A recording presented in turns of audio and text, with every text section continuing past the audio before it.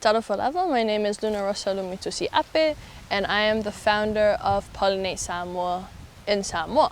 Pollinate Samoa is a bee farm and a bee sanctuary or pollinator sanctuary where we go and we rescue bees from residential properties or people's houses or compounds just to remove them away from where people are living.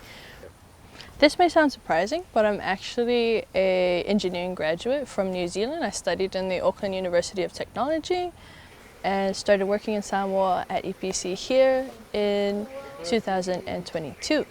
So up until now, I'm still currently with EPC as an electrical engineer. I work in the utility and distribution division, and I mainly look after transformers, underground cables, as well as power pole lines and distribution and connections. How did I get into beekeeping? How? Wow, let me tell you. Starting out here in Samoa, it was actually quite quiet because COVID just finished and everything was quite slow. So my mom got an email one day from one of the local organizations, I believe it was the Chamber of Commerce, which was running a program for 3 days called Youth Collab. And so my mom was like, oh, if you're bored, here, try this out. It's available, it's on for 3 days, go check it out. And so this Youth Collab program was actually dedicated to building up young youth entrepreneurs in Samoa to target the building Samoa's economy, because it's really slow after COVID. And it was really there to support young people in Samoa who have bright ideas but didn't know where to go, didn't know where to start, or just, you know, had that $1 million idea that everyone has but needed the support to get through it. And so it was through this project, or this 3-day process that I went through, that I went and I tried it out. And it was here where we learned how to build a business model. We covered through places in Samoa and ideas in Samoa. And the one thing that they did teach us was that if you're going to start a business, the most sustainable method to start a business in Samoa is to find a problem that's here in Samoa and to find a solution or provide a solution to cater to this problem here in Samoa. Here in my research with beekeeping in this 3-day program, which forced me to do extensive amounts of research in a short period of time, I discovered that the beekeeping population in Samoa had declined since the big beekeeping industry back in the early 1980s, 1990s.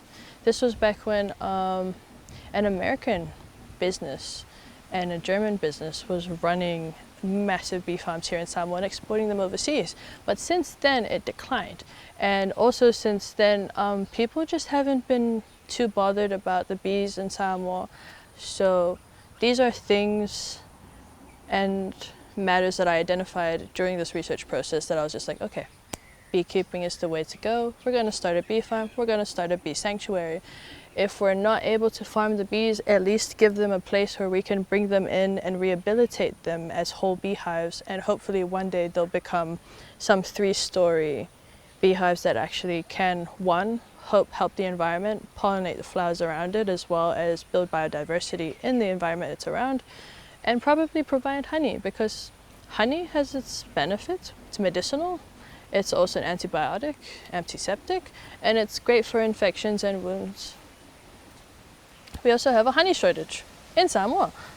And then this other opportunity came, which is similar to the Youth Collab, except it was called Green Entrepreneurs. And so this was when I was like, okay, I'm going to take beekeeping as my sole project now, enter in this program for 6 months, which was very fruitful in the end. So I stuck through that program for 6 months, and at the end you're given the opportunity to pitch your business idea on a regional scale. And at the end of this program, I was actually quite fortunate to be one of the successful people in this program. So I was awarded an amount of 5,000 USD. And it was this funding that actually allowed me to build and start off everything that I have today. It all takes time. Patience. Patience is key. Patience is key, and on the other thing, you miss 100% of the shots you don't take. Which is why when people ask me what should I do, all I really say is do it. Do it. You're waiting to do something, nothing's gonna happen if you keep on waiting. Do it. If there's a deadline, do it. What, you only have 2 days? Do it. Just do it. You don't have to be special. You don't have to be number one, but you can be someone with an idea who has the passion and drive enough to make something work. Because everyone's got an idea, but if you don't put it to work, then it can't be something that belongs to someone or you, for that example. So just do it.